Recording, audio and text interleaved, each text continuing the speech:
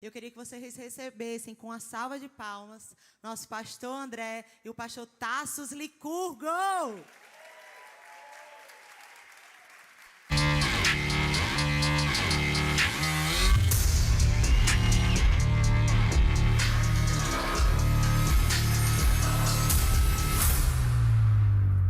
Amém, meus amados.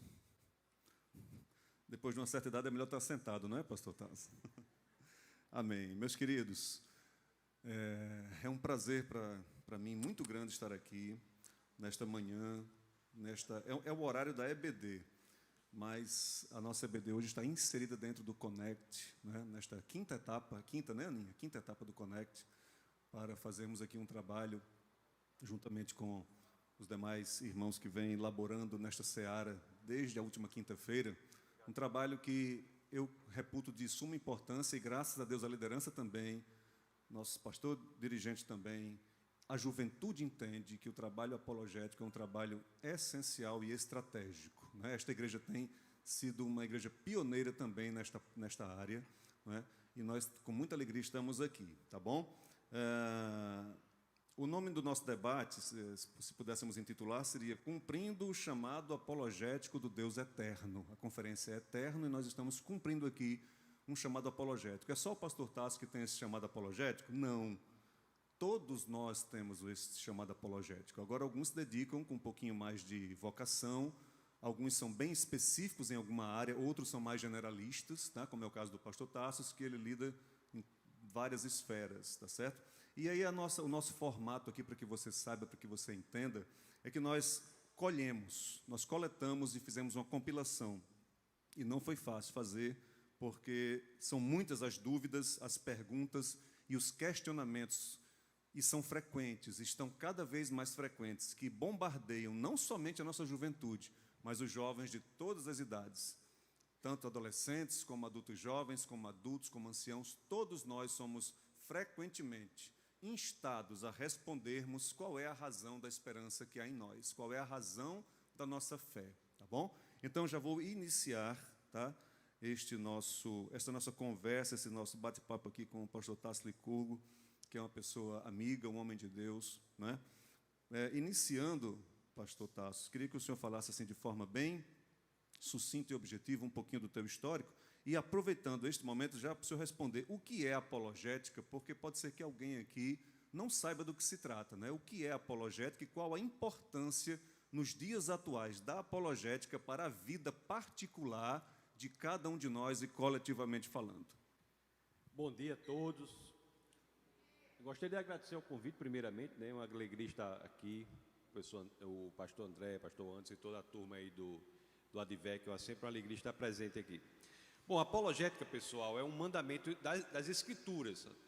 Como o pastor falou, todos são chamados a serem capazes de defender a sua fé. Na primeira epístola de São Pedro, no capítulo 3, no verso 15, as Escrituras dizem assim: santifique o Senhor e seu coração esteja sempre a apresentar a todo aquele que lhes pedir a razão da esperança que há em vós. Aí o verso subsequente a esse, que é a primeira de Pedro 3,16, diz como isso deve ser feito. Diz que deve ser feito com moderação, respeito, equilíbrio, amor, sempre na perspectiva de que você deve ganhar a pessoa e não necessariamente o argumento.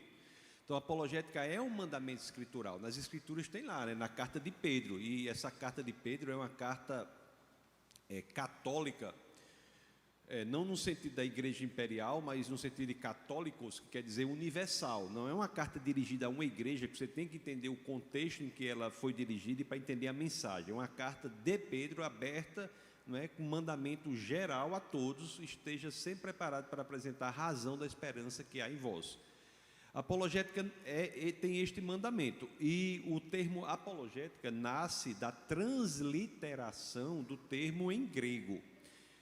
Como vocês sabem, né, o Antigo Testamento é escrito em hebraico com algumas partes em aramaico, o Novo Testamento é escrito em grego. E quando nós lemos essa parte aí da primeira epístola de Pedro em grego, onde tem defesa, apresentar as razões em grego é apologia. Então, de apologia vem o português apologética. Não é uma tradução, é uma transliteração. E, se você me permite dizer assim, é uma aportuguesação do termo grego, né? Da apologia vem a apologética. Então, a apologética é, em última instância, ser capaz de mostrar o porquê da sua fé. Apologética. Inclusive, esse termo apologia é um termo jurídico. No direito processual grego, quando alguém ajuiza uma ação e você vai se defender, a peça com a qual você se defende, que no Brasil normalmente é a contestação, no direito processual grego é apologia. Então, a apologética é apresentar a defesa. E a importância disso, ela é central, né? De cada 4 jovens cristãos, 3 abandonam o cristianismo na universidade ou mesmo no ensino médio. Então, é uma estatística muito perversa, de 75% a 80% dos jovens cristãos abandonam o cristianismo no ensino médio ou na universidade, porque não são capazes de apresentar respostas articuladas e inteligentes aos desafios céticos que enfrentam nesses ambientes. Então, nós estamos, de fato, perdendo os nossos jovens e temos que nos posicionar. Eu, como viajo muito, tenho contato com muitos pastores e eu tenho que lhes dizer, é muito triste ver a quantidade de pastores e pessoas na igreja que relatam dificuldades seríssimas com os jovens que estão se afastando da fé. Isso é terrível.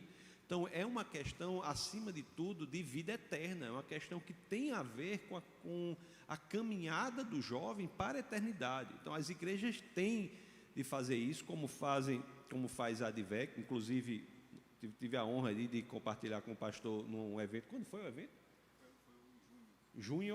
Foi em junho deste ano, né? Faz pouco tempo. A gente esteve num evento nacional, não foi? Lá da ADVEC, lá no Rio, sobre apologética. Então, as igrejas têm essa necessidade, e principalmente agora as igrejas pentecostais, né? Isso é uma grande coisa. As igrejas pentecostais estão se abrindo para a fundamentação da fé. Então, quer dizer, a fundamentação intelectual da fé, juntamente com o Espírito de Deus, né? Você tem uma mistura aí que faz com que essa estatística seja revertida. Então, a necessidade da apologética é exatamente salvar os jovens das garras do inimigo de nossas almas que estão nesses ambientes. Então, esta é a definição e a necessidade de apologética nos dias de hoje. Perfeito. E aproveitando a palavra do pastor Tassos, né, frisar aqui que o nosso pastor Silas Malafaia, pastor presidente da ADVEC, dá todo o apoio, né, nos deu todo o apoio para realizarmos a conferência. O pastor Ronaldo de Jesus, que é o superintendente nacional da EBD, nosso líder da EBD, é um entusiasta da apologética, né, juntamente com todo o seu corpo ali de obreiros. E assim, nós temos muito que crescer em nome de Jesus. Pois muito bem, pastor, eu vou iniciar então esta sequência de questionamentos, que são aqueles mais frequentes e que, não raro, muito pelo contrário, frequentemente os nossos jovens e todos os cristãos, eles recebem esta abordagem. O primeiro deles, talvez o mais levantado, seja o chamado problema do mal, não é? Se Deus é bom, e aqui eu vou ler ipsis literis como normalmente aparece para você, se Deus é bom, por que existem tantos problemas no mundo? Porque Ele, Deus, sendo tão bom, permite o mal, já que Ele é tão bom e é todo-poderoso?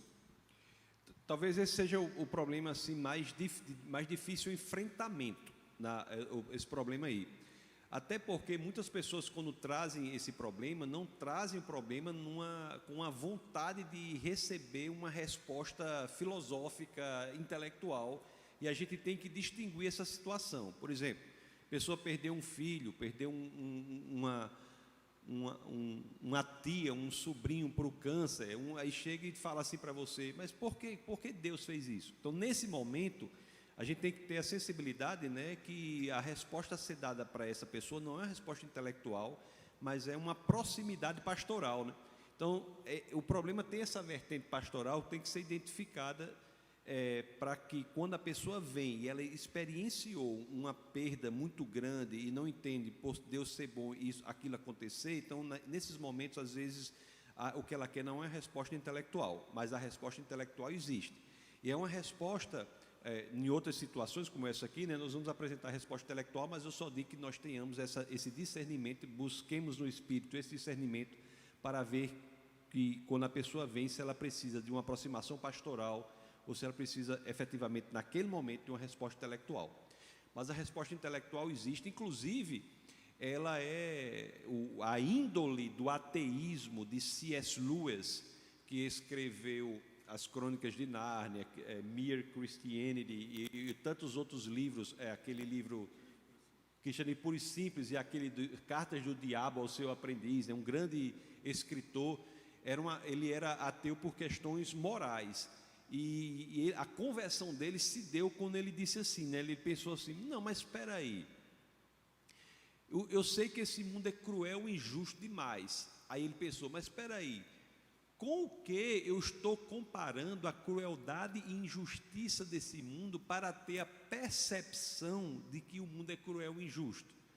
Eu não posso dizer que uma linha é curva, a não ser que eu tenha a perspectiva, a percepção de uma linha reta.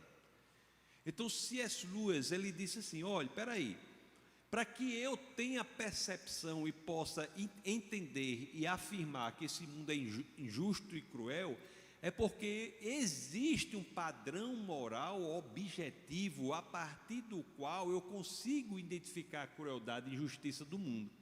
Então, a existência do mal, a existência da crueldade e da injustiça, na realidade, é um indício de que existe um valor moral objetivo a partir do qual você consegue identificar a crueldade e injustiça. Repetindo, você não consegue dizer se uma linha é curva se você não tem a percepção do que é uma linha reta. Então, C.S. Lewis disse assim, só há a percepção do mal de fato se existir o bem absoluto. E é assim, você só consegue dizer que existe o mal no mundo se você disser que há o bem. E só há o mal e o bem se houver uma lei moral objetiva a partir da qual o mal e o bem se diferenciam.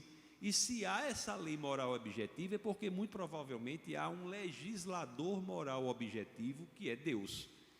Então, intelectualmente, do ponto de vista filosófico, percebermos o mal no mundo é, na realidade, um indício de que Deus existe. Não é dizer que Deus faz o mal, é dizer que, por existir um bem absoluto, nós somos capazes de perceber o mal, não é?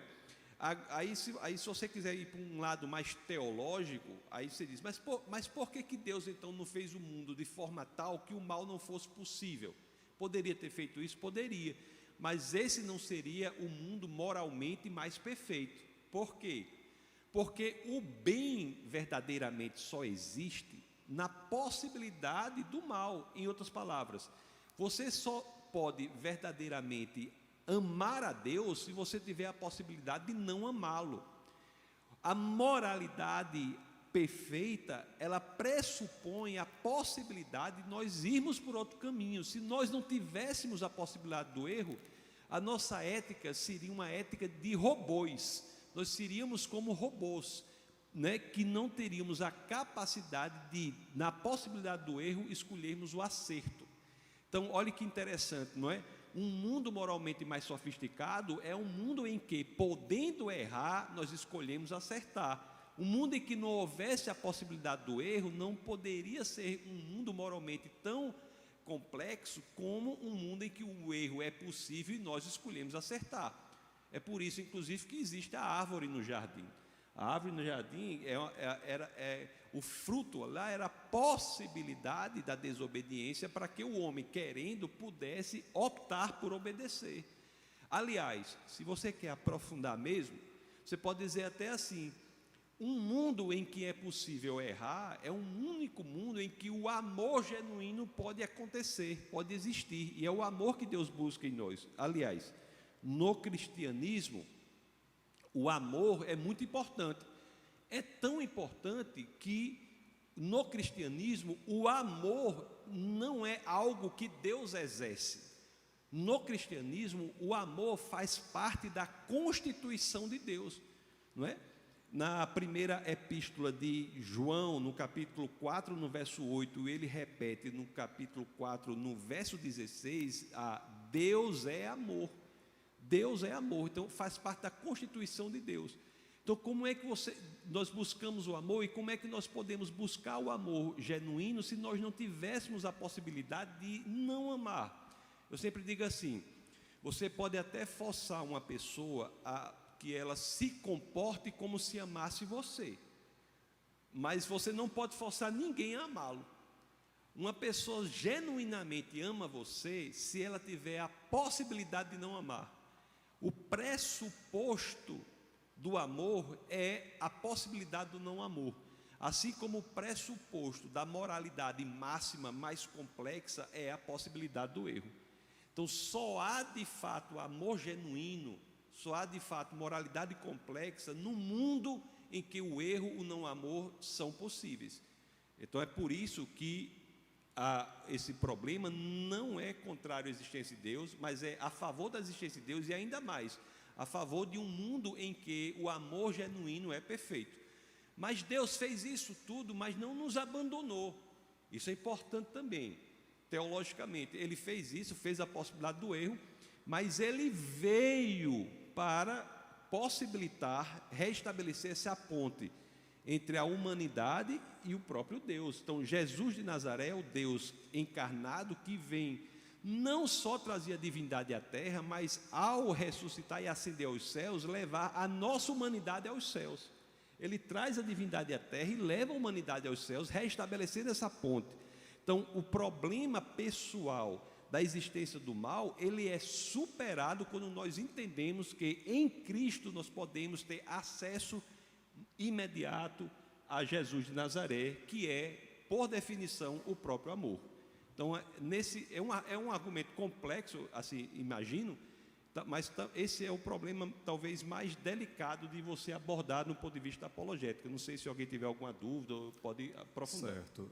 O pastor Tasso Licoco, inclusive, falou sobre este assunto especificamente numa palestra, na Conferência Alicerçados na Palavra, está disponível no YouTube, e foi aí quase 1 hora só falando sobre o problema do mal. Tá? Então, aqui é uma forma sintética de trazer esse tema. Mas eu gostaria, pastor Tasso, ainda dentro dessa temática, trazer uma contra-razão, porque é possível, não, é comum nós ouvirmos o seguinte argumento, inclusive eu vi semana passada de alguém que me trouxe, de alguém que está padecendo de dúvidas cruéis dentro de si, porque, olha só, a pessoa perguntou assim, e quanto às crianças bem pequenas ainda, que têm doenças graves, terminais, ou estão padecendo com a fome, nasceram em algum país em guerra, com fome extrema, e o pior, como olhar para isso e olhar para o contraste com a realidade de luxo que outras crianças e outras famílias também vivem? É uma pergunta relevante, mas ela não ver que o problema maior para nós entendermos a moralidade talvez não seja nem o problema do sofrimento, mas você citou crianças que têm tudo, né? É o problema do prazer. Porque, por exemplo, mesmo essas crianças que têm tudo, ou adultos, ou pessoas que podem se dar a condição material que quiserem, essa condição material que elas podem se dar não é suficiente para que elas tenham uma vida plena de felicidade e de propósito. Isso é interessante também. Não há nada neste mundo que possa preencher o vazio que nós temos. Então, quer dizer, se você entender de uma perspectiva maior da eternidade, não é o fato de uma pessoa nascer com várias complicações ou uma pessoa nascer com tudo que determinará a sensação de preenchimento e de propósito dela. Não é por acaso que doenças como ansiedade e depressão acometem as classes mais bem favorecidas do ponto de vista econômico. Existe um grande jogador de futebol americano, ele ganhou o Super Bowl, que é a final lá deles lá, né? E ele foi considerado o jogador mais valioso, né? O MVP, que é o jogador mais valioso. Lá é o ápice da carreira de qualquer jogador, né? De qualquer esportista lá nos Estados Unidos. E naquele momento, no ápice da carreira dele, o pessoal chegou e fez uma entrevista com ele e perguntou assim: amigo, me diga uma coisa, como é que você está se sentindo agora? Aí ele foi honesto o suficiente para dizer: eu nunca me senti tão solitário. Em outras palavras, no momento em que ele tinha tudo o que ele precisava, tudo para o que ele trabalhou materialmente neste mundo, ele viu que aquilo não era suficiente. E aquele mundo, que o mundo pode oferecer no máximo, ali no ápice, no cume, no ponto mais alto, se mostrou insuficiente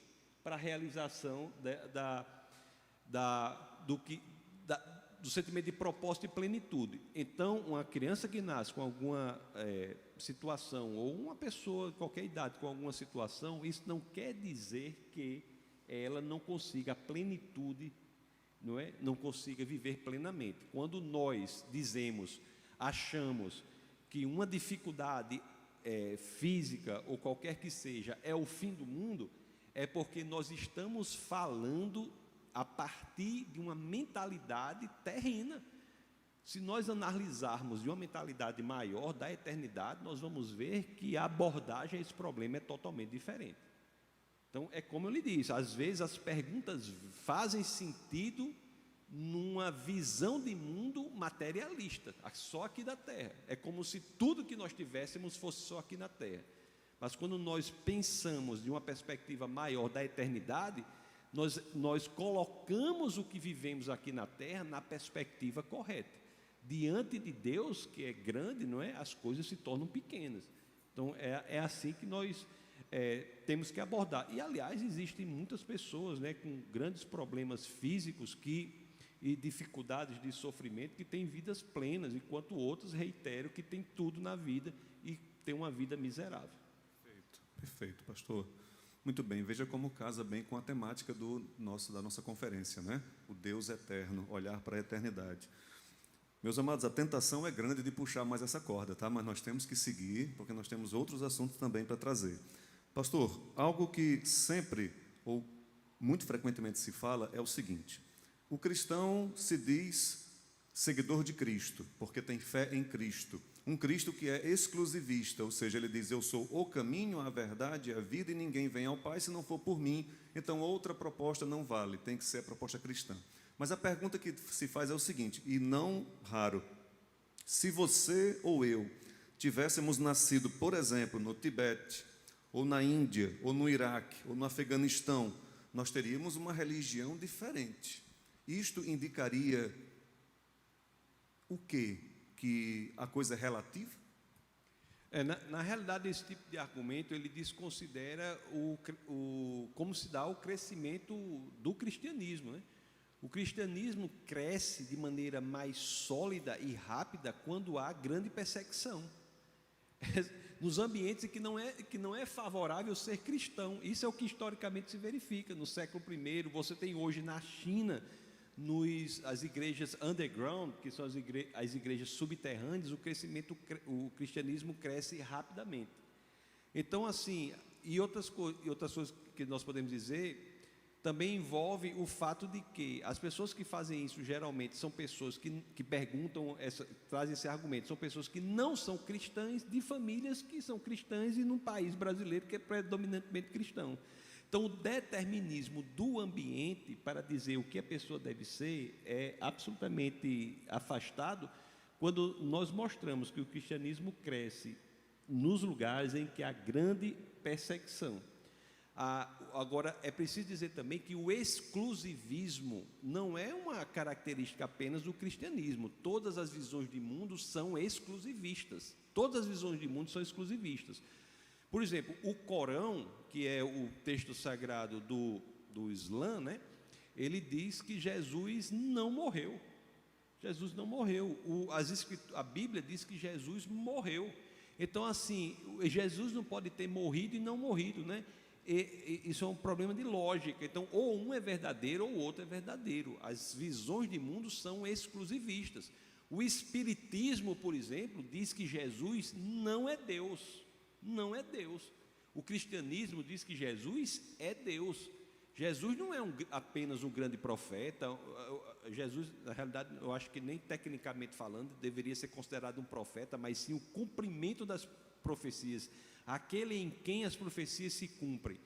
Mas, por exemplo, o cristianismo diz que Jesus não é Deus, o Espiritismo diz que Jesus não é Deus, o cristianismo diz que Jesus é Deus. Então, ambos não podem ser verdadeiros. Então, ao mesmo tempo. Então, você tem aí, todas as visões de mundo são exclusivistas. Aí, o que é tolerância? Esse é o problema da juventude, que o inimigo de nossas almas tem colocado na cabeça da juventude. A juventude tem sido ensinada, e a população de modo geral, que tolerância é você achar que seja lá o que a pessoa disser é igualmente verdadeiro. Isso não é tolerância pessoal, isso é falta de lógica. As coisas são verdadeiras independente do que você pensa, elas são verdadeiras porque há evidências para aquelas coisas. Então, a tolerância é você entender que a pessoa tem o igual direito que você tem de expressar a sua opinião, mas a opinião, para saber se é verdadeira ou falsa, vai depender das evidências. O cristianismo é verdadeiro não é porque eu queira que seja verdadeiro, não é porque A ou B nasceram num país cristão, ele é verdadeiro porque ele se submete ao escrutínio das evidências. O cristianismo por si só, ele está apto a ser investigado. Tanto é assim que o apóstolo Paulo, na primeira epístola aos Coríntios, no capítulo 15, né, no verso 14, diz, salvo engano, diz assim, né? Se Cristo não ressuscitou, é vã nossa fé, é vã nossa pregação. Então o que é que ele está dizendo aí? Olha, o fundamento do cristianismo é um fato histórico investigável, a ressurreição pública, física de um homem. Então o cristianismo ele se expõe, ele se coloca a ser investigado. Então quer dizer, o cristianismo não está dizendo assim, o cristianismo não está dizendo assim, o fundamento do cristianismo é um sonho, uma revelação. Não, o fundamento do cristianismo, segundo o apóstolo Paulo, é um fato histórico, público, físico, investigável, para ser investigado. O cristianismo é verdadeiro se você pode investigar o cristianismo para saber se ele é verdadeiro ou falso. Eu não sei se eu contei aqui mais uma da outra vez, mas eu dando aula aí, até aqui na UFRN mesmo, uma aluna lá disse assim, né? Disse assim, professor, eu acho assim, eu acho que eu sou Deus, o Senhor é Deus, o grilo é Deus, a barata é Deus. Aí ele assim, uma visão panteísta tupiniquim, né? Tudo era Deus.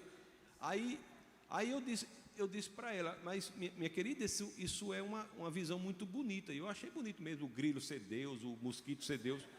Não, é bonito. Agora é uma visão bela e ela cria naquilo. Aí eu disse para ela, mas a senhora, aí eu disse, você podia me fazer um favor? Você está dizendo que você é Deus, né? Podia me fazer um favor? Você podia desaparecer aí, aparecer aqui? Aí ela fechou os olhos, se espremeu assim, mas não saiu do lugar. Aí ela tentou, mas não saiu do lugar. Aí eu disse para ela, você está vendo? A sua visão de mundo é bonita, é bela, é interessante, é tudo. Mas, para ela ser verdadeira, nós temos que buscar evidências fora do que nós queremos que seja verdadeiro. Então, as pessoas hoje confundem, e engraçado que um pensador interessantíssimo, chamado Thomas Sowell, eu aconselho a todos aqui, principalmente em questões de racismo, ele é genial. Ele diz assim, uma das características da contemporaneidade é que as pessoas estão confundindo desejo com verdade. E isso é a proposta do inimigo de nossas almas desde antigamente, né? Seja lá o que você quer, deseja, aquilo é verdadeiro. Isso é falso. A verdade não tem a ver com nossos desejos, vontades e quereres, tem a ver com as evidências externas que apontam para ela. Então a gente está perdendo essa dimensão de que todos têm o de igual direito de defender os seus pontos de vista, não tem problema, mas o ponto de vista que é verdadeiro vai depender das evidências que nós temos para esse ponto de vista, para essa visão. Eu digo a vocês, viu? Nas religiões que temos aí, nenhuma, de maneira nem perto, é tão submetida à investigação como é o cristianismo. O cristianismo você pode fazer tudo, né? O povo briga com Deus, né?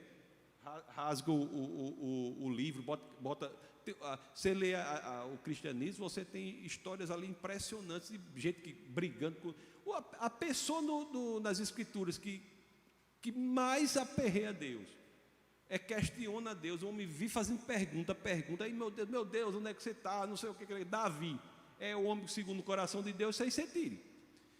O cara que pergunta vive questionando Deus, tudo no mundo, não sei o que, é o homem segundo o coração de Deus. Então, assim, o que o cristianismo diz você pode investigar, vá a fundo. Agora, a filosofia superficial pode levar ao ateísmo, a profunda leva ao cristianismo. Então, nós temos que ter essa perspectiva, né, de que a investigação tem de ser séria, e ela levará à verdade onde nós já estamos pela fé. Aliás, Jesus de Nazaré, segundo o Evangelho de João, no capítulo 14, no verso 6, ele diz, eu sou o caminho, a verdade e a vida, né? Ninguém vem ao Pai senão por mim. Ele fala, eu sou a verdade. Ele usa lá o termo em grego aletheia, que é até um termo que é utilizado pela filosofia grega. Ele diz, eu sou a verdade. Aí às vezes a gente fica com medo de buscar a verdade, achando que vai levar a um lugar diferente do que está nas Escrituras. A gente não acredita no que Jesus está dizendo. Se Jesus diz, eu sou a verdade, então nós não devemos ter medo de nos aprofundar na investigação, de buscar efetivamente a verdade, porque ele diz que é a verdade, e de fato é o que na história intelectual humana tem se demonstrado que é a ciência. Se você quiser entrar depois por esse assunto, a ciência, ela leva para o lugar em que as Escrituras há muito já estavam. Perfeito, amém. Vamos aplaudir ao Senhor Jesus. É um assunto vasto, viu? Aqui é só uma síntese, mas graças a Deus muito bem feita. Querido pastor Tassos, temos também outra abordagem que nos é trazida, onde os que não creem ou os que têm dificuldade de crer dizem o seguinte: Deus tem um problema que é o problema moral. Dizem o seguinte: ora, se o Deus eterno é o Criador, ele deveria ter criado uma moral perfeita, procedente dele. Contudo, essas pessoas dizem, a moral, ela é variável, ela varia conforme a época, conforme o lugar, é construída por cada sociedade. Veja, por exemplo, o problema da escravidão, né? Ele é um conceito moral reprovável hoje, mas até bem pouco tempo, dizem eles, era aceitável moralmente, inclusive em sociedades cristãs. E aí o jovem recebe esta abordagem, como é que ele argumenta? O fato de você estar na igreja, né, não faz de você cristão, assim como o fato de você estar na garagem não faz de você um carro. O que as pessoas fazem com o nome do cristianismo não quer dizer necessariamente o que o cristianismo é. Em debates que eu participo, as pessoas dizem isso. Não, mas o cristianismo fez isso. Aí a minha resposta é: você identifica essas atitudes que você está narrando na pessoa e na vida de Jesus Cristo? É interessante que os mais ferozes oponentes que eu tive nos debates, todos diziam assim, não, em Jesus não. Interessante. Então, eles estão julgando o cristianismo pelo desvio da visão de mundo cristã. Você não pode julgar uma visão de mundo pelo desvio que se faz dela. Você diz assim, não sei quem em nome de Cristo escravizou. Beleza, mas isso aí, Cristo faria isso? Não, então isso não é cristianismo, meu caro. Isso é um desvio do cristianismo. Fulano que frequenta a igreja tal, fez isso. Sim, meu amigo, mas o pastor está pregando isso? Não, então você não vai julgar a igreja por conta do desvio que o cara está fazendo aí. Então as pessoas julgam pelo desvio, generalizam pelo desvio. Então, se o fato a igreja, sim, aí eu tive outro debate, né, com uma pessoa, aí a pessoa diz assim, não, porque a igreja fez isso, a história da igreja fez isso, eu disse, amigo, é melhor deixa eu só fazer uma observação aqui, porque se você quiser falar mal da igreja, eu vou falar ainda pior, aí não vai ter debate, vão ficar nós dois do mesmo lado falando mal da igreja, porque a igreja foi historicamente, em algum sentido, não apenas má, como perversa, isso é um fato histórico, em alguns momentos. Mas a igreja, quando fez isso, não fez representando o ensinamento e a vida de Jesus Cristo. Isso foi pelo desvio do ensinamento cristão que a igreja se comportou, eventualmente, em alguns momentos, dessa maneira. Então, a igreja genuína é aquela que defende a palavra de Jesus e a vida de Jesus, que é expressa nas Escrituras. E nós temos ali, numa situação em que as Escrituras foram escritas, que nós tínhamos 75% da população de Atenas, de cada 4 pessoas em Atenas, 3 eram escravos. 50% da população de Roma, de cada 4 pessoas, 2 eram escravos em Roma. Nós temos uma afirmação nas Escrituras que é revolucionadora, dizendo assim, não há homem, né, nem mulher, escravo, nem livre, todos são um em Cristo Jesus.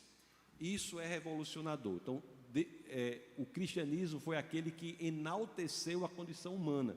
O mundo, do jeito que ficou, não foi a forma como ele foi criado. O mundo foi criado de outra maneira e nós, o ser humano, né, optou por trazer a fonte da moralidade para ele mesmo e tirar de Deus. Então, o homem arca com as consequências de dizer que a moralidade provém dele e não de Deus. A proposta da serpente para o casal foi essa, foi assim, ó: vocês não precisam ser feitos à imagem e semelhança de Deus apenas, vocês podem ser como Deus.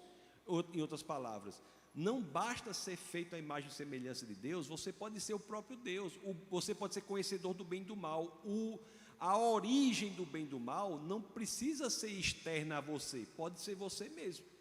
E foi essa proposta que o casal aceitou.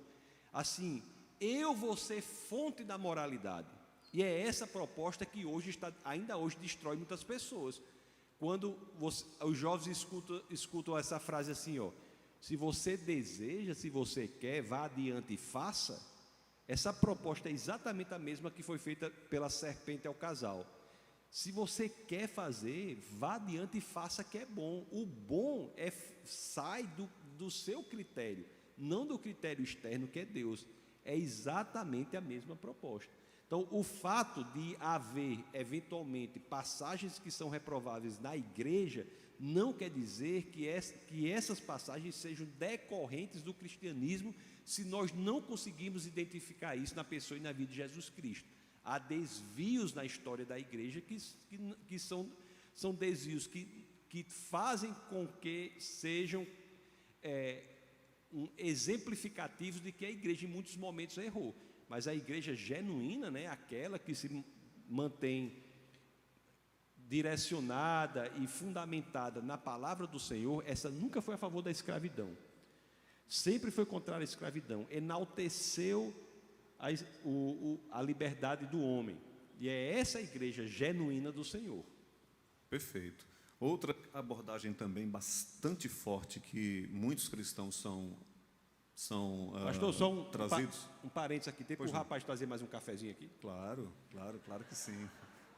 Por favor, meus amados, por gentileza, tá bom? Pastor Tasso, ele precisa desse café para dar uma acordada, né, pastor? Graças a Deus. Está muito cedo, né? Muito cedo ainda.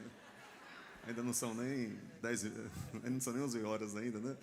Meu amado, daqui a pouco chega seu café, viu? Não se preocupe.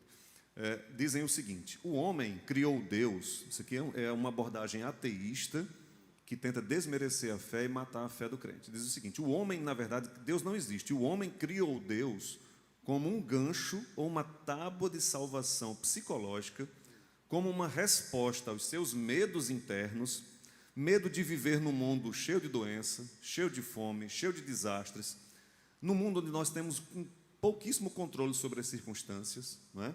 E por temor à morte, criou-se a necessidade interna psicológica de um pai divino, inexistente, fabricado, imaginário, e um paraíso futuro depois da morte. Como é que o cristão rebate? Eu acho engraçado esse tipo de argumento, porque ele diz assim, né? Deus é algo que foi criado para o homem, para a sua satisfação. A maioria dos deuses são frutos de idolatria, inclusive entre cristãos que não adoram o único e verdadeiro Deus, mas adoram um Deus que é projeção da sua própria mente. Isso ocorre. Mas o Deus genuinamente cristão não atende a isso. O cristianismo não tem absolutamente nada a ver com conforto. É o contrário. Aliás, a primeira proposta que o cristianismo dá para quem vem para ele é assim: morra, não é isso? Então, não é esse negócio? O batismo é o quê? É um simbolismo do que espiritualmente ocorre, é a morte.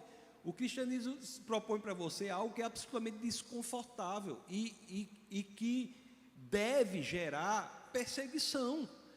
Eu sempre digo assim: se você é cristão e não sofre algum tipo de perseguição, você tem que reavaliar sua saúde espiritual. Porque nós somos, como diria C.S. Lewis, nós somos um exército em um território ocupado. Agora, é claro, os deuses idólatras, que são frutos de idolatria, são para isso mesmo. São deuses que são projeção da nossa mente, que vão atender aquilo que nós desejamos. Esses deuses atendem isso, mas o Deus cristão não. Não é por outra razão que após 400 anos de silêncio, né, Moisés está lá, aí vem aquela sarça ardente, o arbusto flamejante, né? Ou aqui, como diz aqui em nós, a moita tocando fogo lá, né? Aí aquela moita vem lá tocando fogo, e é interessante que o fogo não consome a sarça ardente, ele não precisa de nada para a sua existência. Até Moisés fica impressionado com isso, com essa característica, porque o fogo que representa Deus é autossuficiente, ele não precisa de nada para a sua existência. E Moisés pergunta: como é que eu vou dizer, como é que eu vou me referir a você? Aí Deus diz assim: diga assim, eu sou o que sou. O que quer dizer isso? Eu não sou aquele que você quer que eu seja, eu sou independente do que você quer que eu seja. E muitos têm dificuldade de entender isso. Diz assim: eu não creio num Deus que faz isso, isso e isso. Eu digo: meu amigo, isso aí isso não tem a menor relevância para quem Deus é, que você quer que Deus seja. Eu não creio num Deus que faz isso, isso e isso. Fica à vontade, isso não tem a menor relevância para a existência de Deus. As pessoas querem moldar Deus aos seus quereres. Deus só é possível se atender ao meu critério. Olhe que terrível isso é. Então, no mundo das religiões idólatras, e a grande maioria das religiões é assim mesmo, porque os deuses são frutos dos seus desejos. Eu sou devoto do santo que faz o quê? Aquilo que eu estou precisando. Você vai atrás daquilo que atende o seu desejo. Mas o Deus genuíno é o que diz o seguinte: eu sou o que sou.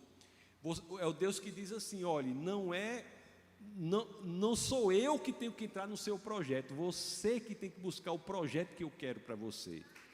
Então, é diferente.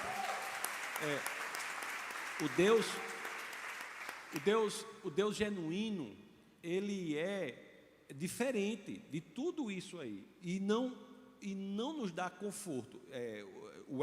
John Wesley, responsável pela conversão de um país, diz que fazia 3 dias que ele estava andando a cavalo e não sofria nada de ruim. Ele desceu do cavalo, assim, nenhuma perseguição. Ele desceu do cavalo, se ajoelha e diz: Senhor, em que eu estou errando?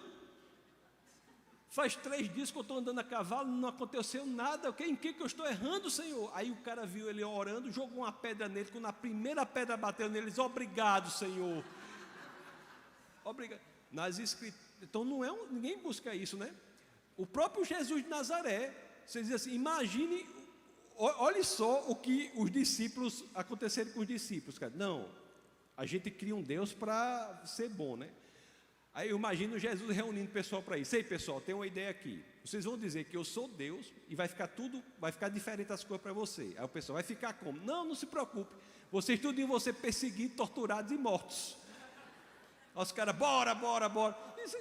Você imaginar que um negócio desse é possível? Não é? Qual era a motivação dos discípulos de Jesus? Qual era? A verdade. A nossa motivação é a verdade. Nós não temos nenhuma motivação de conforto. Até hoje, só no século XX, pessoal, isso é história, só no século XX mais cristãos foram mortos em razão da sua fé do que nos 19 outros séculos somados. Ô irmão, Deus lhe abençoe, viu? Hein? Se eu quero o quê? Energético? Não sei nem o que é isso. É o que é isso aí? Red Bull? Não sei o que é isso não. Não tomo essas coisas não.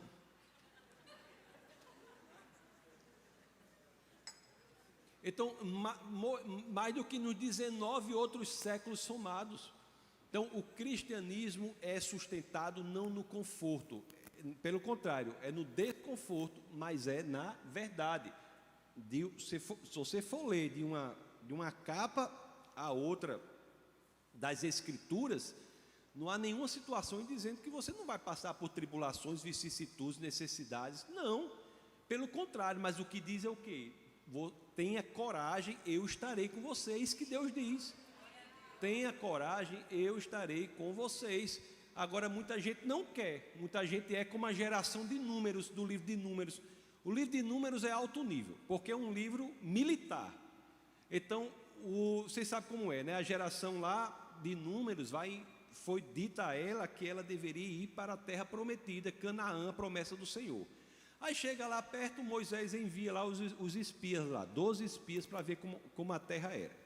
Como é que esse projeto de Deus ia ser, lá no livro de Números. Aos espias vão, quando eles voltam lá, 10 dos 12 trazem o seguinte relatório. Tem 2 pontos o relatório. O primeiro ponto do relatório é assim: rapaz, realmente a promessa de Deus é muito boa, viu? A terra é boa. De lá manam leite e mel. É alto nível. Aí qual é o segundo ponto do relatório? As pessoas lá são grandes demais. Não dá para lutar contra eles. Em outras palavras, o plano de Deus é irrealizável. Então, muitas pessoas não querem buscar aquilo que é necessário para viver o melhor de Deus na vida. O livro de Números é o primeiro livro das Escrituras em que Deus pede ao povo para fazer algo, para se envolver em um projeto. E as pessoas optam por não fazê-lo. Na realidade, diz assim: antes tivéssemos ficado no Egito ou morrêssemos no deserto, e é isso que acontece, o desejo deles é atendido. E muitas pessoas vivem o cristianismo assim, como se fosse a geração de Números, abrindo mão do que tem de fazer. Nós ficamos aqui para o desconforto, para mudarmos, para refletirmos Cristo para o mundo perdido, para refletirmos a luz para o mundo em trevas, refletirmos a esperança para o mundo desesperado. Não para sermos como o sol que tem luz própria, mas para sermos como a lua que reflete a luz do sol, que é Cristo. Nosso chamado é esse, e isso envolve desconforto. Então, por isso que esse argumento de que a pessoa é cristã para se dar bem não procede. De maneira nenhuma, é exatamente o contrário. O cristianismo genuíno gera desconforto. E se você, repito, não sofre algum tipo de desconforto ou perseguição em razão da sua fé, reavalie a sua saúde espiritual. Eu sempre perguntei assim, mas meu amigo, me diga uma coisa: eu me converti, entreguei minha vida ao Senhor, digo, o que eu estou fazendo aqui? Eu devia ter sido arrebatado num dia da conversão. Todos nós é para acontecer isso. Você, pela lógica, você diz assim: Senhor, entregue minha vida ao Senhor. Aí, já era para ser o arrebatamento individual naquele momento. Se você pensar logicamente, é assim. Que danada a gente vai ficar continuando fazendo aqui na terra depois de entregar a vida ao Senhor? Essa é uma pergunta. Aí qual é a resposta? Nós continuamos aqui entre o momento em que entregamos a vida ao Senhor e o momento em que deixamos esse planeta, porque Deus tem algo para nós fazermos. Nós temos uma missão, meus queridos.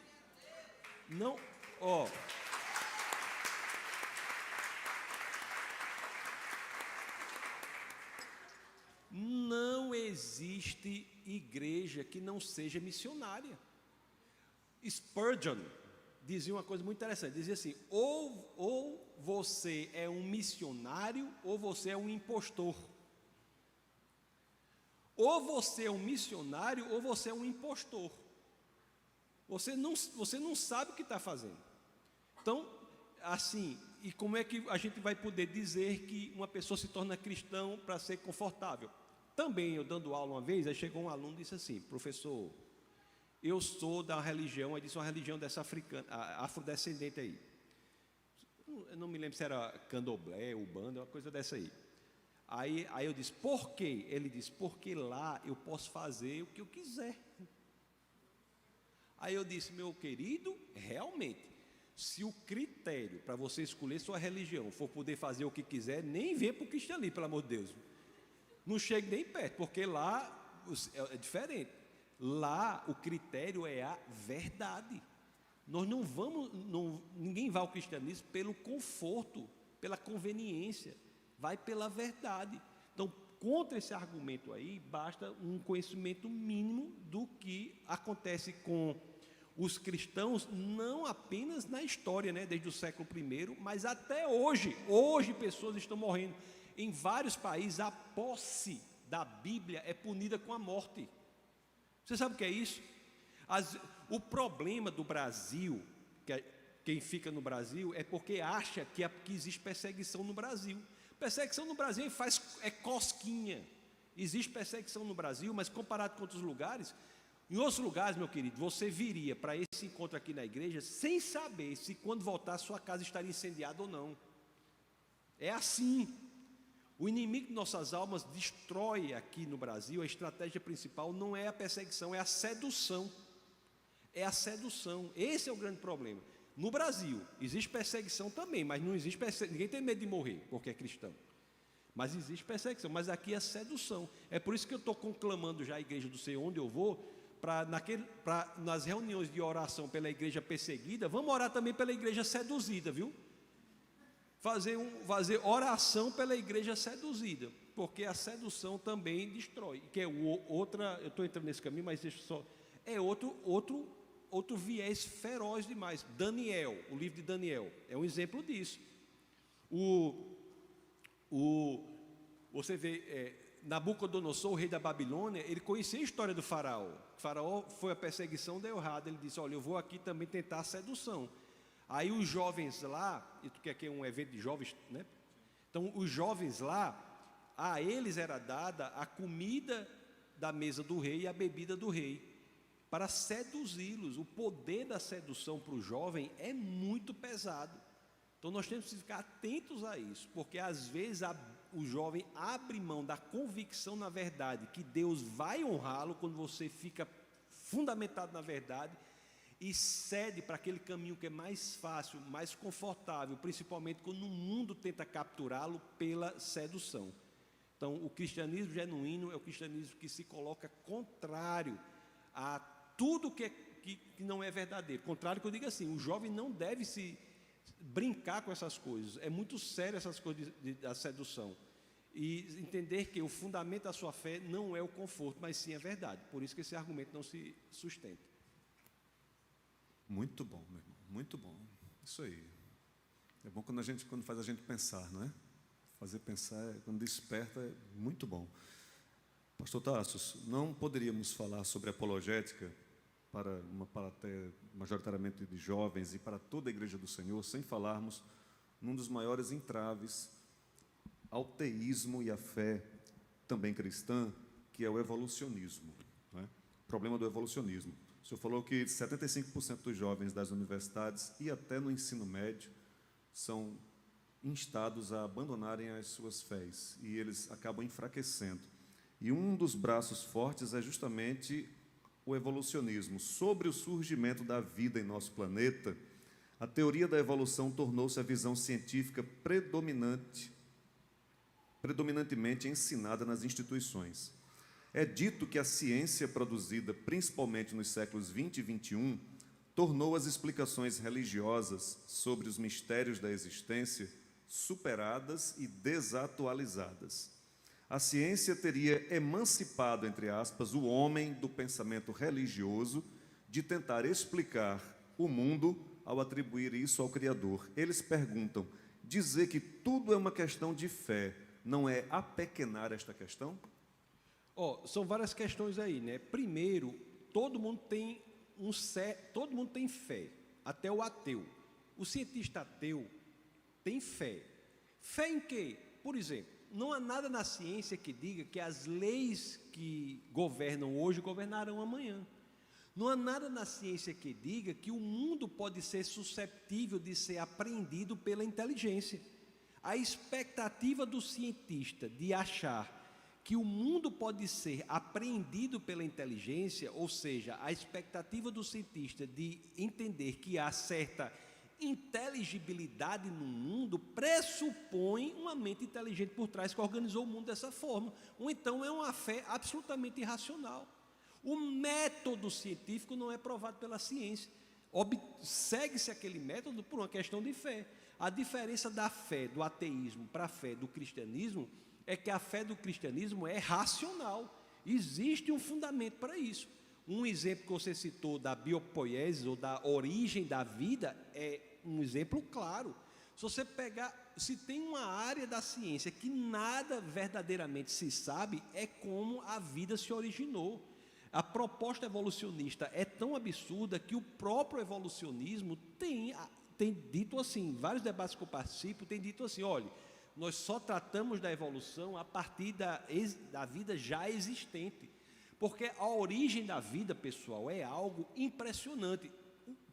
Porque não existe vida simples. Não existe vida simples. Isso é um fato impressionante.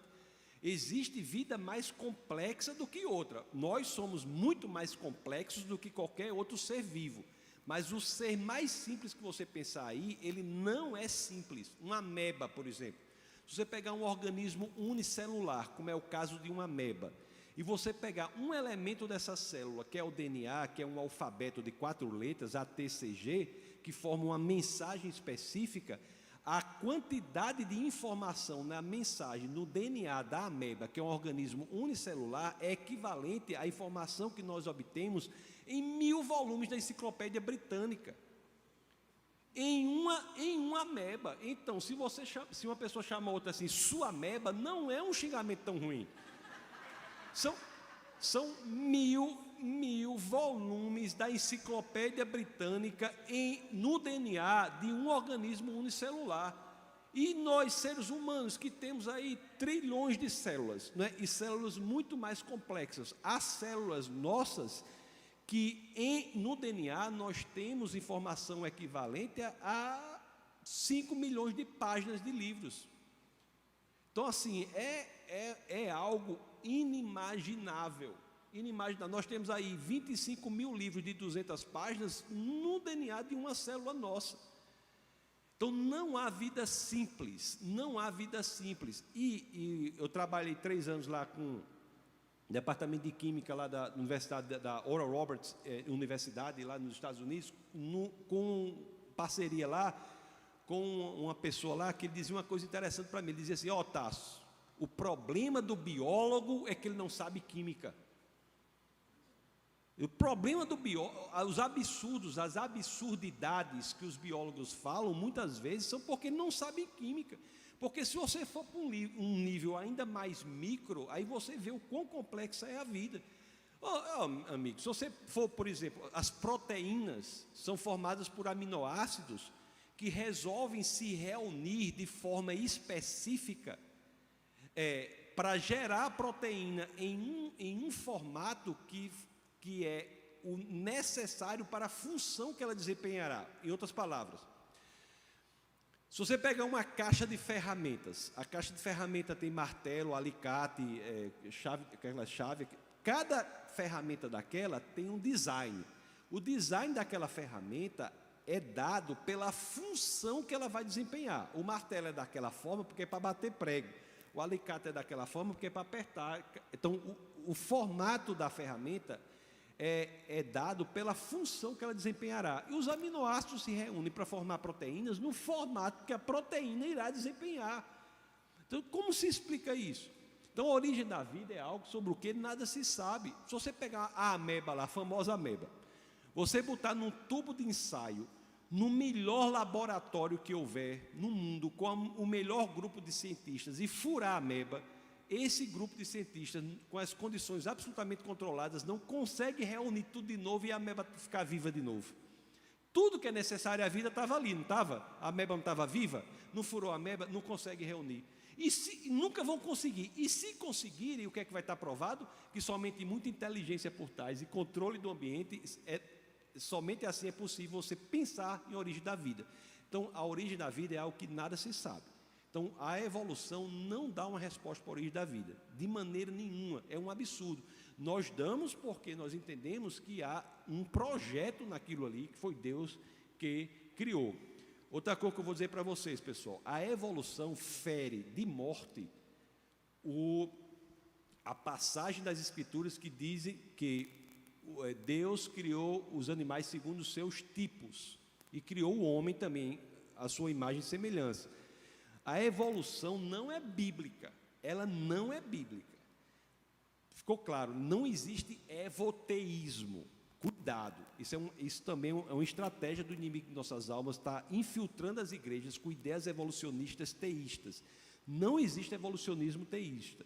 Mas eu devo lhes dizer, se uma pessoa ela defende a evolução, a defesa da evolução dela intelectualmente em nada fere o argumento cosmológico da existência de Deus, em nada fere o argumento da moralidade da existência de Deus, em nada fere o argumento da confiabilidade da Bíblia. Então, a evolução, como argumento ateísta, é fraquíssimo.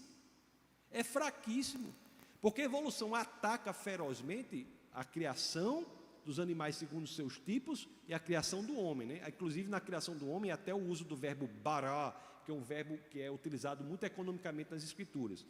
que quer dizer, é um verbo que só Deus pode exercer, que é um verbo que é criar de tudo a partir do nada. Essa ação de criar tudo a partir do nada é tão poderosa que o único sujeito desse verbo só pode ser Deus. Ninguém mais consegue fazer isso, não é? Então a evolução ataca isso aí, mas não ataca quem é evolucionista. Não quer dizer que você, eita, eu sou evolucionista, Deus não existe. Meu amigo, você está atacando uma parte específica das Escrituras. Falta ainda um caminhão do tamanho do mundo para você combater, e ficar isso claro para vocês, né? Evolução, o processo de seleção natural e mutação aleatória existe. O que não existe é a capacidade desse processo de gerar complexidade na vida, ganho de complexidade. E essa seleção natural existe, por exemplo, toda pesquisa antibiótica é feita com base nisso.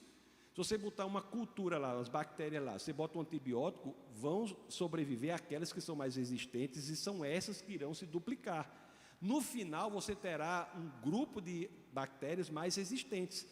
É por isso que o médico passa para vocês para tomar a cartela toda de antibiótico, né? Você não pode parar o antibiótico na metade. Por quê? Porque se você parar na metade, as bactérias que estarão lá serão as resistentes e essas se duplicarão e você terá um problema ainda maior.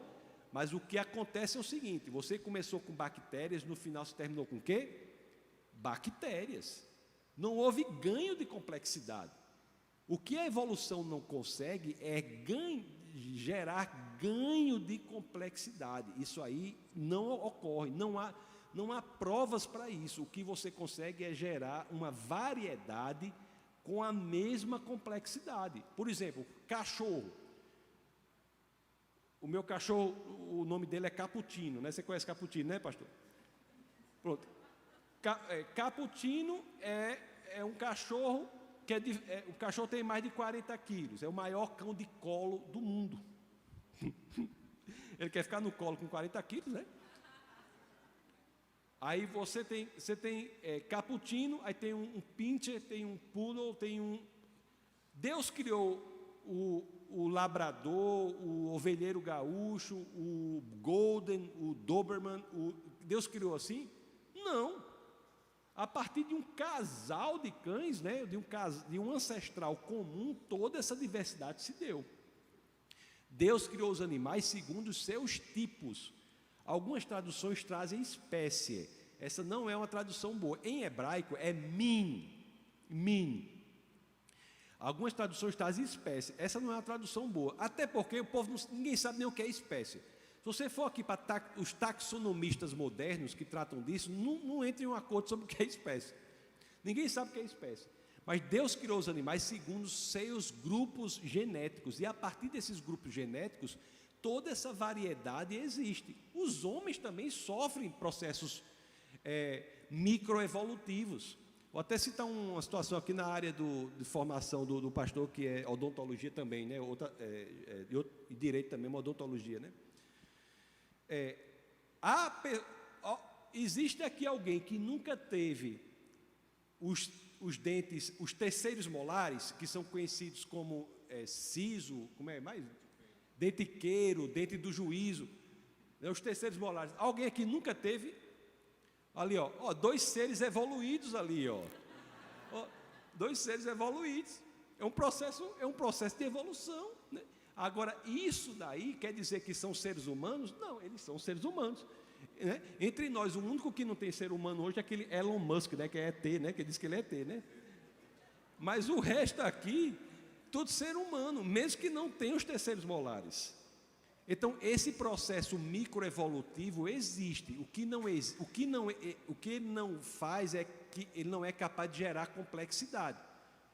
Aí, se você quer que eu fale mais um pouco sobre isso, porque existem vários argumentos contra esse ganho de complexidade. O primeiro deles, deixa eu tomar água aqui. O primeiro deles é o seguinte: a lei mais poderosa que existe no mundo, na minha opinião, é a segunda lei da termodinâmica. A segunda lei termodinâmica é poderosíssima. Ela está em todas as áreas da ciência. Ela diz o seguinte: essa lei diz que as coisas tendem naturalmente a um estado de menor complexidade ou maior desorganização. Essa é a tendência natural das coisas. Por exemplo, Se você não arrumar seu quarto, o que é que acontece? Fica tudo bagunçado. Por culpa sua? Não, da segunda lei termodinâmica. É a culpa. Tá vendo, mães? Ensine isso aos seus filhos, bicho. O mal falando aqui. Para que o quarto fique organizado, você precisa doar energia ao sistema. A doação de energia ao sistema nós conhecemos como trabalho. É pela doação de energia ao sistema que você reverte a tendência natural à desorganização ou à menor complexidade. E se você pegar, por exemplo, qual é a forma tridimensional menos complexa?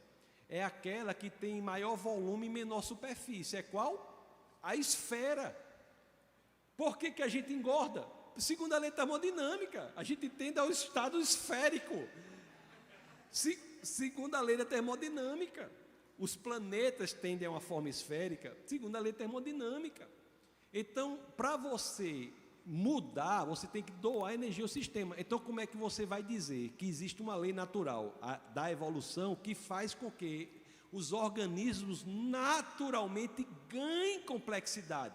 Isso fere de morte a segunda lei termodinâmica. E existem muitos outros argumentos também, né? Rapaz, eu devia ter trazido... rapaz, se eu soubesse que ia falar sobre esse assunto, eu tinha trazido. Eu fui no sertão antes de viajar. Eu estava lá no meio da selva, agora na Amazônia colombiana.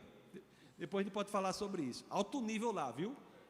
Minha esposa disse: olha, Tássio, eu vou pedir um negócio para você. Vá, mas não coma nada que seja pelo menos mal cozido, assim, mal cozido que ela estava comendo. Eu passei uns 4 dias lá comendo peixe cru direto. Peixe cru direto. Olha, é um negócio do outro mundo. Mas antes eu estive no sertão, aí cheguei lá no sertão, aqui vende também, mas eu vi lá e comprei, né? Eu devia ter trazido. Eu comprei, eu vou levar para as minhas palestras, toda vez que foi uma ratoeira. Sabe aquela ratoeira tradicional? Vocês não conhecem, porque é tudo gente chique aqui, né? Sabe, conhece? Os irmãos se revelando aí, ó. Aquela ratoeirazinha tradicional, né? Aquela ratoeira é um sistema. Sabe qual é aquela ratoeira tradicional, né? Aquela que tem a madeira, tem aquele negócio, que é o terror dos ratos, hein? É isso, irmã, mas a que eu comprei veio sem o queixo. Mas a gente, não, você entendi, mas eu ia reclamar. Ei, a irmã, eu conheci uma irmã que comprou igualzinho e veio com queijo. Não, boa. Aí aquela ratoeira é um sistema irredutivelmente complexo. O que quer dizer isso? A complexidade dela é irredutível. Se você tirar qualquer parte daquela ratoeira, ela não funcionará. Se a senhora tirar a mola, a tábua, o gancho, ela não funcionará. É irredutivelmente complexo. Cada vez, em outras palavras, os sistemas irredutivelmente complexos não podem ter vindo a partir de sistemas mais simples, porque eles, de uma forma mais simples, simplesmente não funcionariam. E cada vez mais tem se descoberto que os organismos formas de vida são irredutivelmente complexas. Nós não funcionaríamos em formas mais simples. A ideia de que o homem e o macaco vieram do mesmo ancestral, que nós temos órgãos que provariam isso, está sendo gradativamente afastada. Os chamados órgãos vestigiais, que seriam vestígios de uma forma mais simples. Cada vez mais tem se descoberto que esses órgãos têm funções, sim, importantes na vida, né? O apêndice, o cóccix. O cóccix é um exemplo disso. O cóccix dizia que é uma função, né, do rabo que o homem tinha. Não, é importantíssimo na fixação dos músculos. Aliás, se você souber escrever o nome cóccix, é alto nível. Se você é alto nível em português, escrever cóccix, né? O apêndice é muito importante no sistema linfóide, né, na defesa e tal. Tem várias coisas aí. Então, nós somos seres irredutivelmente complexos. De maneira mais simples, nós não funcionaríamos. Isso é uma prova que não poderíamos ter vindo de uma forma mais simples. Tem muito... O animal mais famoso disso aí, não sei se vocês já ouviram falar, o flagelo bacteriano. ele é formado de 50 partes. Se você tirar uma dessas partes, ele não funciona. Então, sistemas irredutivelmente complexos. Outra coisa, ausência de fósseis de transição. Se houvesse evolução, haveria vários fósseis de transição. Nós não temos fósseis de transição. E os que temos são fraudulentos. Aliás, eu até estou andando na rua, às vezes eu cruzo com uma pessoa e diz, olha, é um elo de transição. A pessoa viva. Tem gente, né, que tem essa forma, né? Os fósseis de transição são fraudulentos. Eu tive lá tem o Karl Barth, é um senhor que criou um museu muito legal lá numa cidadezinha chamada Glen Rose, que é perto de Dallas, no Texas. Ele criou o Museu da Criação. Ele tem há muitos anos, ele é conhecido lá, o Creation Museum. E lá, eu cheguei lá, eu estava com minha família, Camila foi, os meninos foram, a gente foi almoçar lá com ele, o Karl Barth chamou a gente, ele disse, rapaz, agora eu vou fazer o seguinte, eu vou deixar você tocar no dente do homem de Nebraska. Aí é uma coisa meio idólatra, né? A pessoa tocar no dente. Mas tudo bem, eu bati uma foto segurando esse dente do homem de Nebraska, que está lá no Museu da Criação em Glen Rose, no Texas. O que quer dizer o que é o dente do homem de Nebraska? Acharam um dente e, a partir do dente, construíram um elo de transição. O fóssil é um dente. E a partir desse dente construíram o elo. Olha, aqui é uma prova de um estado de transição, tal, não sei o quê. Construíram esse homem de Nebraska. Depois foram investigar o dente era o dente de um porco. Então você veja, a pessoa acha um pedaço de osso e constrói tudo. Está entendendo? Então, Lucy, a mesma coisa. E tantos outros. Se houvesse mesmo evolução, nós teríamos inúmeros fósseis de transição. Aliás, são muitos argumentos, mas só para ter as outras perguntas, tem mais perguntas aí, vou só dizer uma coisa aqui para terminar. Assim, se tiver mais pergunta sobre isso, tudo bem, mas vou dizer uma coisa aqui. O argumento mais forte contra a evolução é o menos impactante à primeira vista, mas intelectualmente ele é o mais forte. Esse argumento está num livro chamado Mind and Cosmos, Mente e Cosmos, de um advogado que é professor da Universidade de Nova York, chamado Thomas Nagel, N-A-G-E-L, Thomas Nagel, que é Mente e Cosmos. Esse argumento é assim, ele não é emocionante, a pessoa não chora de emoção, nem de unção, não tem nada.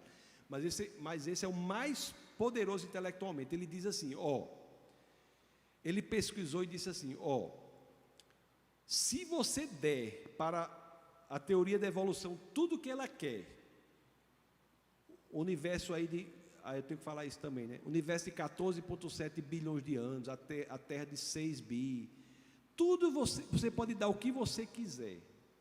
Mutação aleatória, seleção natural, pode dar tudo que você quiser, que eles querem. Tudo. Mesmo assim, isso não justificaria a diversidade de vida que vemos na Terra. A evolução não explica o fato da diversidade de vida que temos na Terra. Então, a evolução, mesmo se você não quiser combater nenhuma das suas premissas, nenhuma da sua lógica, se você quiser combater nada, ela não é um candidato que explica a realidade fática que nós vemos aqui. E, de fato, a diversidade é muito grande, né? E na Amazônia nem se fala.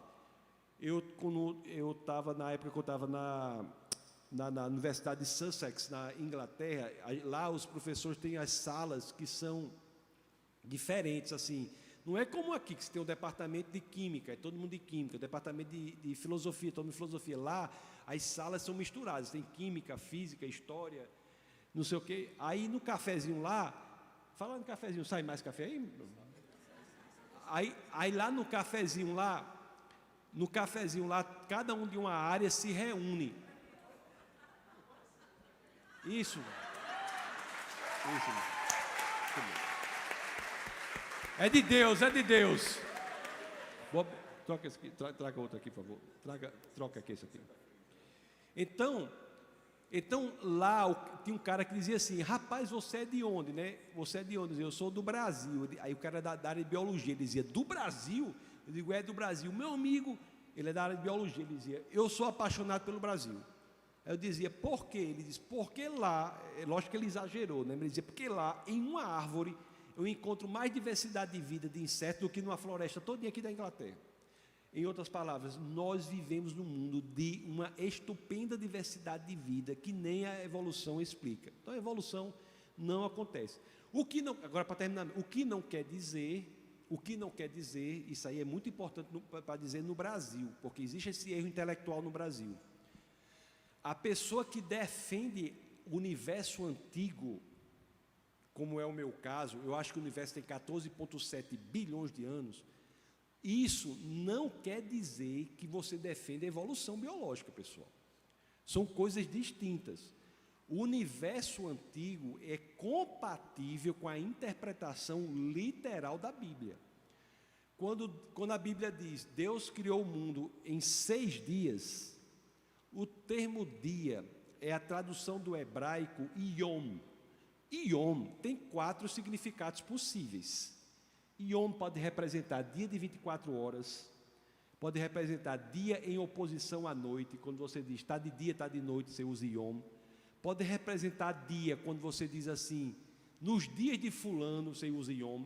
E pode representar um longo período de tempo.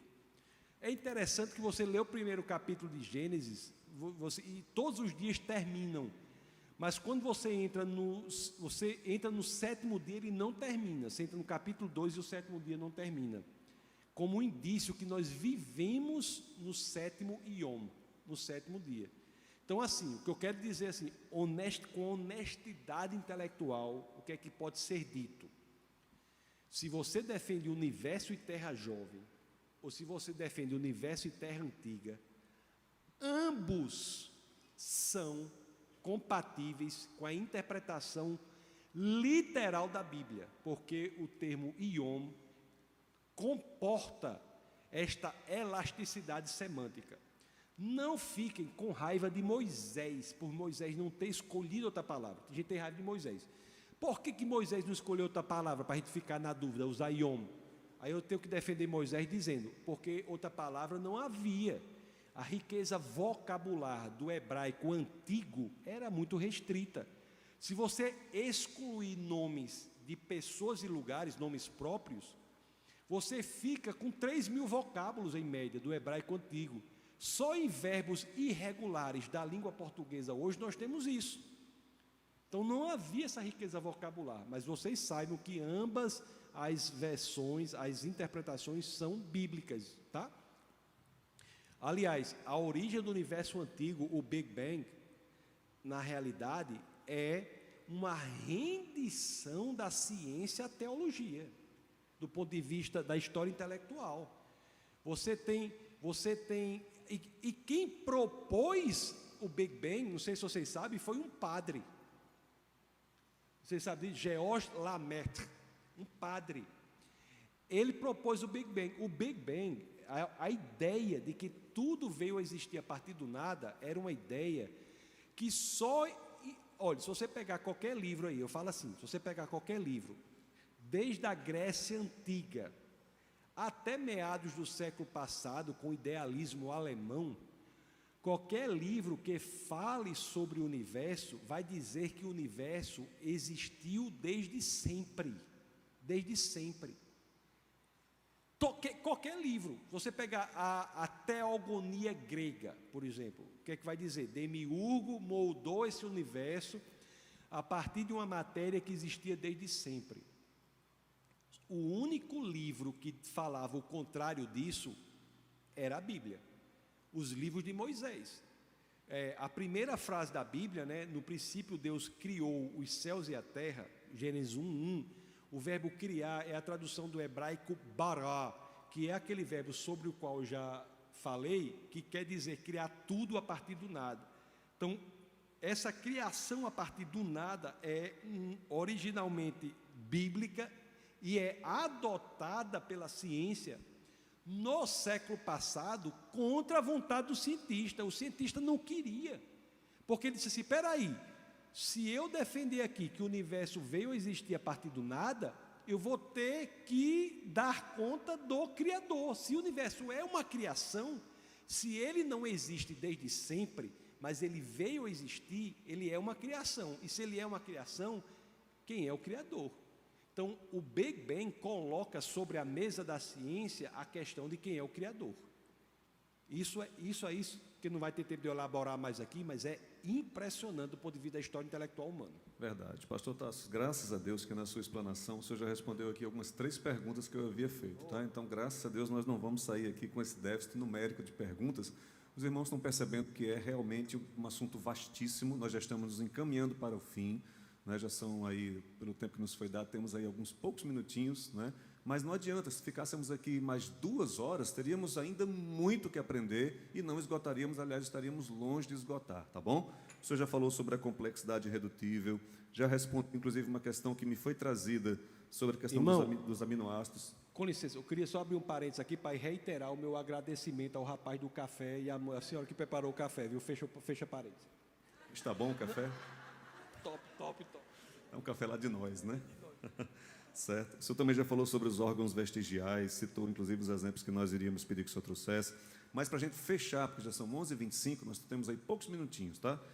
É um assunto que eu gostaria de trazer, porque pode ser que alguém fique com aquela pulguinha atrás da orelha, porque como contra-razão, fraca, mas é uma contra-razão, alguém poderia dizer o seguinte: mas pastor, a evolução ela apresenta muitas evidências em 4 áreas principais, na paleontologia, através dos fósseis, e o senhor já começou a responder. A embriologia comparada, né? Quando você faz uma embriologia comparada, você percebe que existe uma espécie de assinatura, vamos dizer assim, eu sei que você vai dizer, não, calma. Né? A bioquímica comparada, né, através do DNA e das proteínas, e a anatomia comparada, só sobre a anatomia comparada agora, porque é só o que vai dar tempo, tá? Existem muitas semelhanças visíveis. Se nós colocássemos aqui no telão uma foto de um leão, de um leopardo, de uma chitara e de uma onça, por exemplo, nós veríamos semelhanças visíveis, né? E não somente na aparência, mas também na genética, o DNA deles é muito próximo. Aí eles perguntam, a proximidade, tanto anatômica quanto genética, do humano com os macacos ou com os símios, ela é muito grande. Será que isso não remete a uma ancestralidade comum? A similitude de DNA é um fato. O que se diz desse fato é que depende do cientista, né? Assim, tem uma frase que diz assim: a ciência não diz nada, né? Quem dizem as coisas são os cientistas.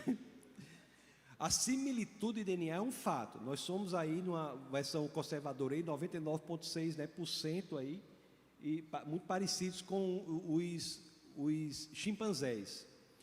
Mas também nós somos 70% aí idênticos no DNA aos ratos. Nós somos também 50% idênticos em nosso DNA às bananas. 50% do nosso DNA é idêntico ao DNA da banana. Aí, assim, tirando um personagem que tinha na televisão, que era um banana de pijama, não tem... Esse é o argumento mais forte que eu estou dizendo, é o banana de pijama. Mas você tirando o banana de pijama, como é que você vai argumentar que nós viemos das bananas? Então, a similitude de DNA existe, mas parece que ela não representa ancestralidade comum, porque existe similitude no DNA das bananas e dos seres humanos, e nós não argumentamos, nem o ateu mais convicto, que nós viemos das bananas. Por que existe similitude de DNA? Isso não é difícil de entender, pessoal. Pelo seguinte, por exemplo, eu sou professor aí do departamento de artes. Aí, para você identificar se várias obras artísticas são oriundas do mesmo artista, o que é que você faz? Você vai ver se a composição da tinta é semelhante, se o ângulo da pincelada é semelhante, se o estilo é semelhante, se a mistura de cores encontra uma padronização. Você busca por similitude entre a produção para identificar que o Criador é o mesmo.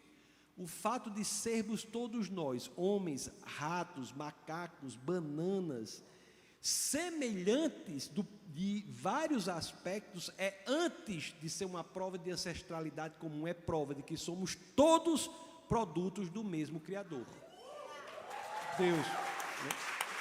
Agora, Amém. agora amém. não quer dizer que nós somos muito mais do que uma banana. Nós somos muito mais, somos similitude, mas nós somos muito mais complexos. Extremamente mais complexos. O homem é capaz de coisas inimagináveis, né? As sinfonias, as poesias, os romances. Você já viu uma passagem que tem de Ariano Suassuna? Você já viu isso aí? Ariano Suassuna, ele foi perguntaram sobre ele e ele respondeu daquele jeito genial dele. Ele abriu a bolsa dele e tirou um pregador de roupa. Irmã, sabe o que é pregador de roupa, né, irmã? Irmã da ratoeira, está aí? Pregador de aquele. Quem conhece ratoeira, conhece o pregador de pau, né, de roupa. Aí Ariano Suassuna tirou o pregador de roupa e diz assim: olha, pessoal, eu não vou falar nem da sinfonia de Beethoven, não vou falar nem das poesias, não vou falar nada disso para não humilhar o macaco. Basta esse pregador de roupa aqui. O macaco não faz um pregador de roupa, pessoal. Um pregador de roupa. Então não existe vida simples, mas o homem é de uma complexidade impressionante. O homem fala de amor de maneira inimaginável comparado. Você pega, eu gosto das poesias. Quando era jovem eu gostava mais de poesia. Uma coisa ruim da velhice é que a gente vai deixando de gostar de poesia. Mas Augusto de Carvalho Rodrigues dos Anjos, por exemplo, que é um poeta considerado como maldito, né? Mas faz sonetos que são geniais. Assim, ó: as árvores, meu filho, não têm alma, e esta árvore me serve de empecilho. É preciso cortá-la, pois, meu filho, para que eu tenha uma velhice calma. Meu pai, porque tua ira não se acalma, não vês que em tudo existe o mesmo brilho? Deus pôs alma no cedro e no junquilho, e esta árvore, meu pai, possui minha alma. Disse e ajoelhou-se numa rogativa: não mate a árvore, pai, para que eu viva. E quando a árvore, olhando a pátria serra, cai aos golpes do machado bronco, o moço triste abraçou-se ao tronco e nunca mais se levantou da terra. Qual é o macaco que sabe fazer um negócio desse? Qual é o macaco que sabe? O mesmo número de sílabas fonéticas, as rimas dos quartetos, dos tercetos perfeitas. O macaco não faz isso. Então, embora haja similitude de DNA, que é explicativa do mesmo ancestral, ela não representa ela não quer dizer que nós sejamos iguais. Não por outra razão, só para terminar mesmo agora, viu, pastor? Porque o negócio aqui é sério mesmo, né? Então, vou terminar agora. Só para terminar mesmo, veja bem, o homem é feito à imagem e semelhança do Senhor. Eu sempre digo que nós devíamos andar com 2 versos no bolso. Um é esse: o homem é feito à imagem e semelhança do Senhor. E outro no outro bolso, que nós somos criados do pó, né? Para que nós saibamos que, embora sejamos feitos à imagem e semelhança do Senhor, sejamos feitos à imagem e semelhança de Deus, nós não somos Deus, mas nós somos capazes de representar Deus. Assim, Deus mora em nós, e nenhum animal isso acontece. Não por outra razão que quando o inimigo de nossas almas veio à terra, ele veio na forma de um animal. E quando o Deus, Criador dos céus e da terra, veio à terra, ele veio em um homem, né? Jesus de Nazaré. Glória a Deus. Amém. Amém. Graças a Deus. Meus amados, com esta palavra, nós estamos encerrando esta nossa participação na etapa 5 da Conferência Connect. Quero aqui agradecer, pastor Tassos, uma honra muito grande. Você foi abençoado nesta manhã, em nome de Jesus? Amém. Vamos ficar de pé então agora, neste momento?